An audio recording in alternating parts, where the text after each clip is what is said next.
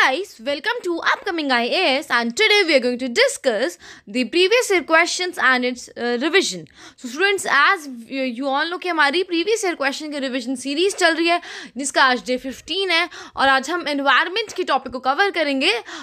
I hope कि आप सारी की सारी और videos देखो अगर आपने अभी तक नहीं देखी है. And एक और video students हमने अपने channel पे upload करी थी, that was about the role of PYQs, जिससे कि आप 25 से 30 मार्क्स तक अपने प्रीलिम्स एग्जाम में इंक्रीज कर सकते हो अगर आप प्रीवियस ईयर क्वेश्चन सारे करके जाओ, अगर आपको PYQ का एक्चुअल रोल समझ आ जाता है तो. सो अगर आप बिगिनर्स हो या फिर आप 2024 या उसके बाद एग्जाम देने वाले हो, सो आप उस वीडियो को जाके ज़रूर देखना जिसके अंदर हमने बताया हुआ है कि PYQs का रोल क्या होता है. Okay, so now let's talk about the question first, जिसमें कि हमने इस क्वेश्चन में पूछा है कि कौन सी ऐसी स्पीशी है जो बर्ड नहीं है. वी नो दैट स्टूडेंट्स कि ये जो सीरीज़ है ना, ये ऑलरेडी हमने करी हुई है. सॉरी, ये जो क्वेश्चन है हमने करा हुआ है, बट उसमें हमने सिर्फ और सिर्फ दो ही स्पीशीज़ कवर करी थी, golden Masir and Indian nightjar. Okay, उसके अलावा दो स्पीशीज़ रह गई थी. तो आज हम स्पून बिल और वाइट इबिस के बारे में बात करने वाले हैं ताकि आपके माइंड में अच्छे से बैठ जाए कि जो गोल्डन मासीर होती है वो फिश होती है, उसके अलावा जो तीनों इसमें गिवन है वो क्या है, बर्ड्स है. तो अब 28 मई को अगर UPSC ऐसा स्पीशीज़ वाला क्वेश्चन पूछती है तो आपके माइंड में होना चाहिए, क्योंकि देखो अगर इनमें से एक भी ऑप्शन हुआ तो आपको पता लग जाएगा कि यार ये तो बर्ड है, और ये क्वेश्चन के अकॉर्डिंगली यही पूछा होगा कि इसमें से कौन सी बर्ड नहीं है. सो आप पता लगा सकते हो कि दो ऑप्शंस तो आप इजीली एलिमिनेट कर पाओगे. Okay, so let's talk about the spoon bill first. Students, ये जो स्पून बिल स्पीशी है ना, मीन्स ये जो बर्ड की स्पीशी है, ये काफ़ी ज़्यादा बड़ी बर्ड्स होती है जिनके लॉन्ग लेग्ड वेडिंग बर्ड्स है. मीन उनके जो लेग्स हैं ना वो भी काफ़ी बड़े होते हैं.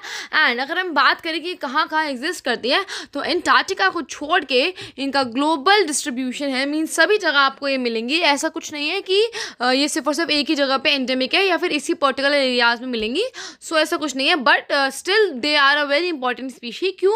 वो हम इसके फीचर्स से देखते हैं. तो देखो, सबसे पहली बात, ये ना एडेप्टिव है नेचर में. मीन्स ये फ्रेश वाटर में भी आपको मिल जाएगी और सलाइन वाटर में भी आपको मिल जाएगी, मीन्स मरीन वाटर में भी आपको मिल जाएगी. बट ये प्रेफर ज़्यादा क्या करती है, फ्रेश वाटर को ज़्यादा प्रेफर करती है. फ्रेश वाटर में जो स्पून बिल है ये ज़्यादा देखने को मिलती हैं. ओके, बट इनकी अडेप्टेशन बहुत अच्छी है, ये दोनों एनवायरनमेंट में पाई जाती हैं. और इनका ये जो नेम है ना, ये ग्रीक वर्ड से लिया गया था, प्लेटिलिया से, जिसका मतलब होता है ब्रॉड. क्योंकि इनके जो लेग्स हैं वो काफ़ी ज़्यादा ब्रॉड है, इन्हें खुद भी काफ़ी ज़्यादा बड़ी बर्ड्स हैं, which makes them distinctive from other birds. इसीलिए इसके कुछ फीचर्स के अकॉर्डिंगली ही ये काफ़ी ज़्यादा इंपॉर्टेंट है. अदरवाइज तो ये ऑल ओवर द ग्लोब इसका डिस्ट्रीब्यूशन काफ़ी अच्छे लेवल पर देखा गया है. सो इसके एक और कुछ फीचर्स हैं जो हम डिस्कस करेंगे कि देखो, they need to feed for many hours each day. Means एक दिन में ना ये काफ़ी ज़्यादा घंटे खाती हैं. मीन्स 3 आवर्स 4 आवर्स तक ये सिर्फ फीड करती हैं. और किन किन स्पीशीज़ पे फीड करती हैं, तो जैसे ही कोई भी स्पीशी इनके बिल से टच होती है, चाहे वो छोटा सा इंसेक्ट हो, कोई छोटी फिश हो, क्रस्टेनिएशन हो, कुछ भी हो, ये क्या करती है, अपने बिल को तुरंत क्या करती है, बंद कर लेती हैं एंड फिर उसे कंज्यूम करती हैं. और सारी की सारी जो स्पून बिल्स होते हैं बहुत ज़्यादा बड़ी होती हैं. They have spatulate bills and feed by wading through shallow water. इसीलिए ये मतलब जो शैलो वाटर होता है ना, कम पानी, उसमें ये फीड कर पाती हैं, बट ये काफ़ी ज़्यादा वाटर में भी आपको देखने को मिल सकती है. This is about spoonbill. Now let's talk about the white ibis. So students, देखो ये जो वाइट आइबिस है कितनी ज़्यादा ब्यूटीफुल बर्ड है. And white ibises are wetland birds. Means ये ज़्यादातर वेटलैंड्स पे देखी जाती है, जहाँ जहाँ पे भी वेटलैंड्स है. अब देखो, यही से ही UPSC क्वेश्चन पूछ सकता है क्योंकि उसने लास्ट ईयर वाइट आइबिस दे दिया. अब वो ज़रूरी नहीं है कि आपको स्पीशीज़ में वाइट आइबिस दे, बट क्योंकि आपको पता होना चाहिए कि वाइट आइबिस जो स्पीशी है वो क्या है, वो कैसे बिलोंग करती है, उसके क्या स्पेशल फीचर्स हैं.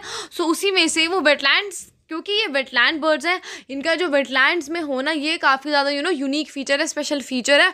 सो यही से ही जो UPSC है ना वो क्वेश्चन बना सकती है अबाउट दी वेटलैंड्स, या फिर कुछ ऐसे क्वेश्चंस बना सकती है, क्योंकि आपको पता है कि जो रामसर साइट्स हैं वो अब क्या है, वो वेटलैंड्स वाली वो काफ़ी ज़्यादा न्यूज़ में रहती है.